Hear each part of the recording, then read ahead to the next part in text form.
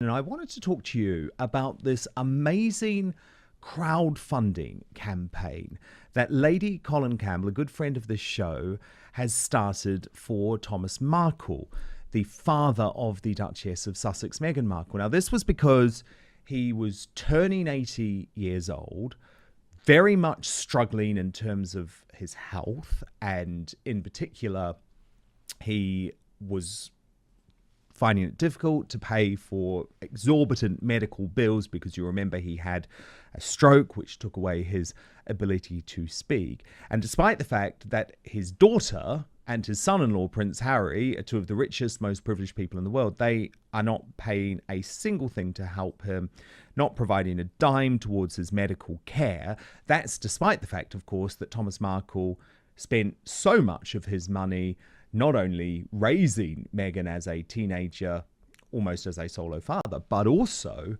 paying for her to go through university. The incredible thing is, Sue, this crowdfunder from Lady Colin Campbell has now raised nearly £50,000. Thousands and thousands of people around the world are chipping in to help Thomas Markle. And I do wonder if this is going to shame Meghan a little bit for the lack of support. Good old Lady C, fantastic. I don't know whether Meghan is shameable, really, is she? I think she might just make her feel that she doesn't need to feel so guilty if she's getting all this money, this 50,000 quid to help him. I don't know. And what I do resent is her complete rejection of her father because he's white, and a complete espousal of the fact that she's black. I mean, she's half black, not white. Yeah. It's very bizarre that, isn't it? It's almost like she embraced Doria because, as you say, it suited her politically, even though, Sue, I've had it confirmed that when Meghan was an aspiring actress in Hollywood, she actually described herself as Caucasian when she was going for roles. So it does feel quite political. And I certainly got the impression that she was embarrassed by the Markle side of the family, because the thing is, Sue, they're a good, hard-working American family. I've actually really got to know them over the past few years. They're great. I really, really love them. Actually, Thomas Markle Sr., he's a Democrat. Samantha Markle, she's a big Trump supporter. So they're having the same sorts of conversations that lots of American families are having about politics and disagreeing over Donald Trump, that sort of thing. But Meghan, it just felt like she was so embarrassed by it because I couldn't believe that she was not going to introduce Harry to her own father before their wedding day. I mean, that was bizarre anyway. Wouldn't you think she'd be proud of the family? Wouldn't you be proud of having an ordinary family with her father as he is and her mother as she is? And you'd have thought she'd want to really boast about them, but rather than hide them away. Yeah, or hide her father so. away anyway. And her sister. You would think so. And you would think she would feel really embarrassed now by the fact that her dad is having to rely partly on this crowdfunder. Although I should stress, because I've spoken to Lady C about this, no one in the Markle family asked for her to launch this crowdfunder. They're actually a very proud family.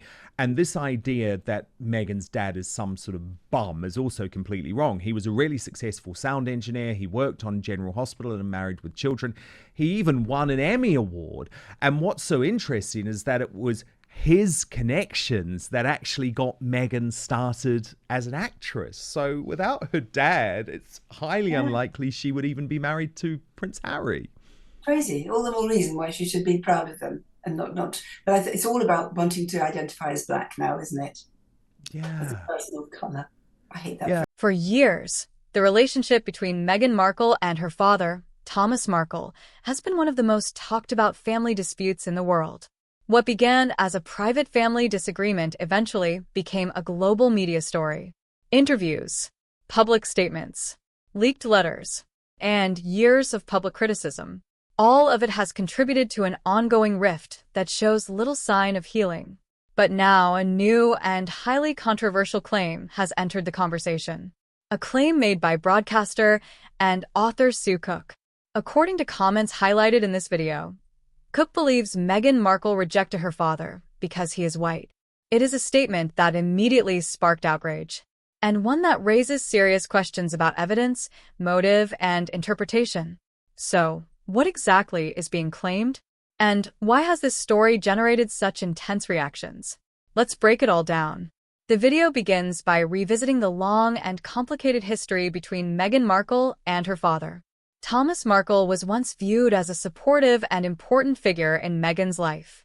He spoke publicly about his daughter with pride, and for many years there appeared to be little indication of major conflict. But everything changed in the lead-up to Meghan's wedding to Prince Harry. The controversy surrounding staged paparazzi photographs, the media attention, the public interviews, and the breakdown in communication. All of these events became central to the story. The creator uses this history to remind viewers that the estrangement did not happen overnight. It developed through a series of highly public events. The focus then shifts to Sue Cook, and it is her comments that form the foundation of the entire video. So do you think it's almost like she's embarrassed by her white side of the family? Yes, I think so. I think that's what I think it is. I may be wrong. I think you probably are right. And then the hypocrisy. This is the other thing that I cannot get over Sue Cook. The shocking hypocrisy. So, we are constantly preached to by both Meghan and Harry about the environment, right? About how we need to be changing our lifestyles. And there is a climate emergency which is going to wipe us all out. And yet, despite the criticism, they continually choose to travel by private jet, which means that they are emitting in one flight more carbon emissions than the average human being probably would do in a year.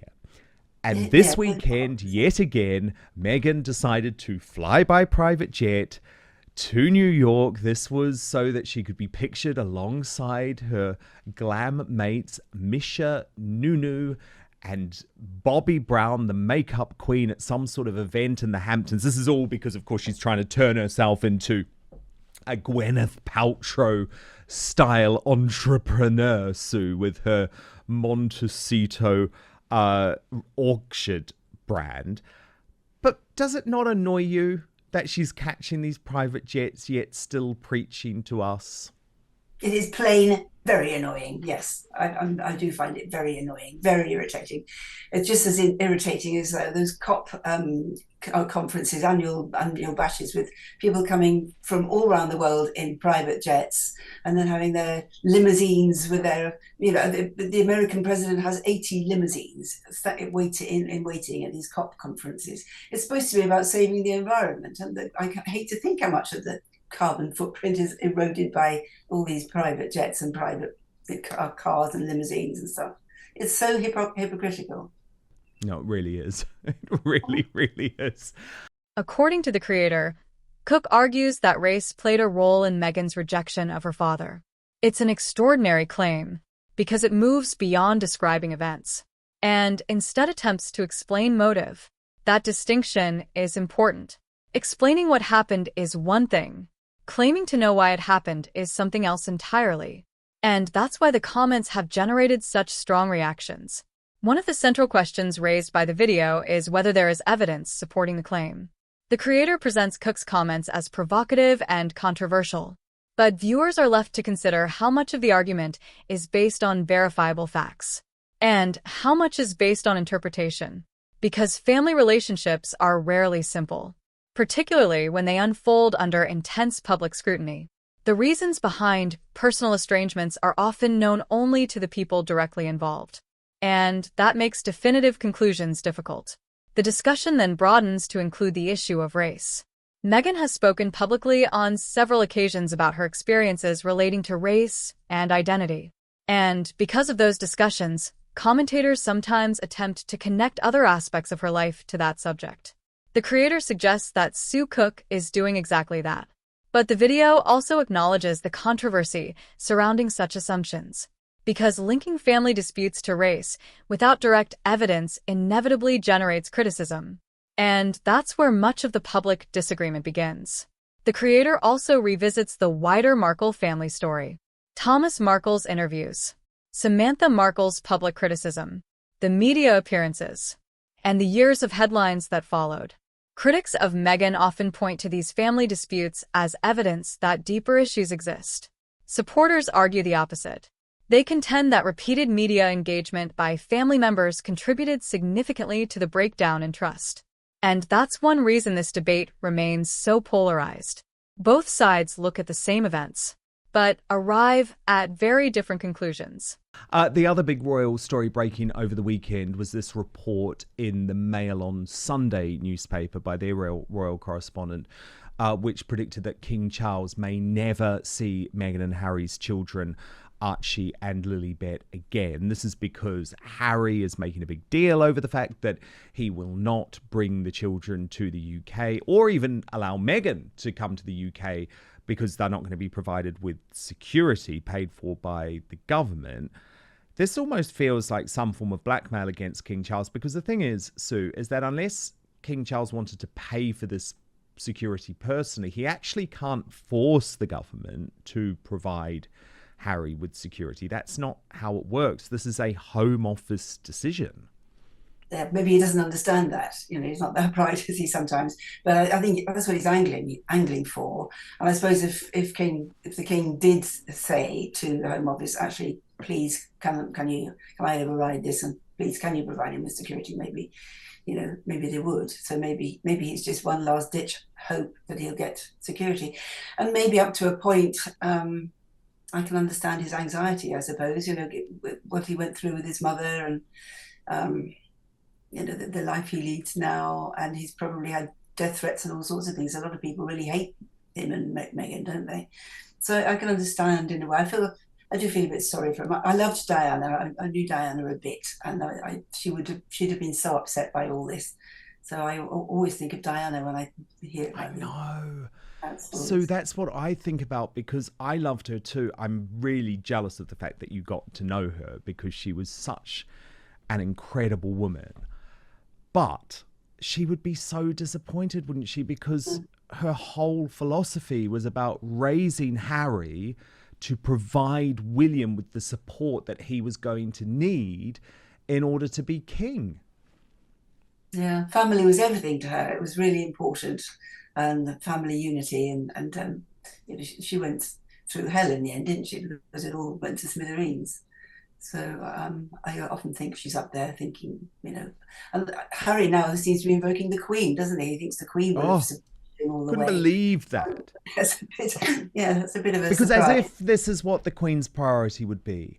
I mean, I think about this so much, Sue, because you look at Diana and the Queen and you think of the incredible achievements that they made during their life, a true life of service. I mean, think Diana, 36 when she died. Doesn't that just seem crazy now to think about? But she completely changed the national conversation, and actually the international conversation too, when it came to the AIDS epidemic, when it came to the scourge of bulimia, when it came to landmines, when, so many issues you can point. Homelessness was another one, and that's been an issue that William has taken on and has now made one of the passions of his adult life. And drug addiction is another one, and battered women, the refuge for women. Yeah, so wouldn't she be saying to Harry, and I think the Queen would too, stop focusing on the fact that you may have had your phone hacked 20 years ago like Hugh Grant, and start actually focusing on some real causes? And then I think we could like him again. I think he could win us back if he'd started doing something worthwhile. I think he could do that. Surely there must be some things he could do, apart from the Invictus Games. It's the only thing I think I can think of that he does that's of any use. That's like the only good part of his legacy, isn't it? So I've got to ask, how did you meet Diana? Was it when you were presenting Crime Watch? I presented Crime Watch, and I did lots of programs before Crime Watch. I did Nationwide, which was on everybody's TV screens in the evening, and there's Crime Watch and Children in Need, and a legal program I did. And so we used to crop up. I was a patron. She was a patron of Refuge to battered women, and I was also a patron for them, an ambassador for them. And so we often used to end up on the same stage when I would give a speech and she would give a speech. And she was always so generous and kind and thoughtful. So a lot of nervous people who would be there to take part in whatever this event was. And she'd be going around saying, "Have you got enough water? Have you made, would you like something to eat? Can I get you anything?" She was just so down to earth and ordinary and thoughtful and empathetic. She was great, really great. Yeah, I can imagine. I really can imagine that. I've got a What a wonderful shame. picture actually still on my wall where it was Turning Point she was a patron of, and my little daughter, who was 2, was going to present her with a bunch of flowers when she came through the door of this Turning Point to do a sort of major royal visit. And so we had this bouquet of flowers ready to present to Diana when she came in. I told my 2-year-old daughter, "You're going to be presenting flowers to the princess." So Diana walked in wearing a grey skirt and a grey jacket and a little sort of Chanel bag over her shoulder. And Meghan thought, my daughter thought, "That's not a princess. I'm not giving the flowers to this woman wearing a grey suit. Where's the princess with the crown and the beautiful gown and everything?" So she took the flowers and hid under a sort of occasional table in the hallway there and refused to give them. Diana thought it was hilarious. So we eventually got my daughter out and managed to get the flowers and give them to Diana. Gosh, wasn't it an amazing era, the 1990s Yes. suit? You were a star at the BBC at the best time, I have to I had say. good days. I had the good days. Yes, I did. Yeah, before there was this division and the world was very unified, and I guess there was no social media. We needed to come together for these big events, and certainly when I look at the celebrities of that era, they just don't make them the same way anymore. But it is We had fun as well. We had a good laugh, and we got together and we drank together and we ate together, and it's much more of a family than it now. It's very sort of granular, isn't it? Yeah, no, it is. And I guess people are so nervous now because everyone has a camera phone. It's much more easier to be exposed now, I guess. Back in the day, presumably, Sue, the big worry then was just the news of the world on a Sunday, not wanting to be caught up in some sort of scandal. Whereas now it's constantly X, isn't it, that people have to be concerned about. Yeah, it's a scourge, really. Yeah, no, it is. But look, such a good point about Diana. I think she would be incredibly disappointed, actually, with Harry about where it's ended up. And so I could speak to you all day, but I've taken enough of your time. So it is such a pleasure to have you here on Outspoken for the first time. Please do come back soon. It's a pleasure to be here, and congratulations on Ofcom dropping the charges against you as well. Yes, exactly. It's been a good day.